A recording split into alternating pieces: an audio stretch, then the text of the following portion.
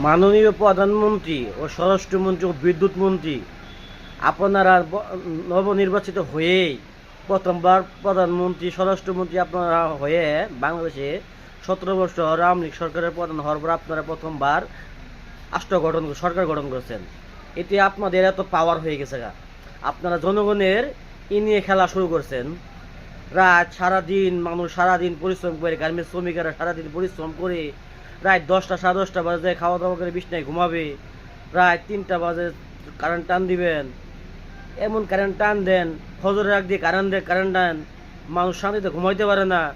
তাহলে আপনারা জনগণের বালা খেদমত করতেছেন, তাই না?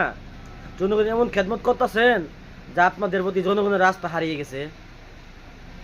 গতকাল রাতে 3টা বাজে কারেন্ট টান দিয়েছেন, আজ সকাল 4:30 বাজে কারেন্ট দিচ্ছেন। তাহলে জনগণের অনেক খেদমত করতেছেন আপনারা।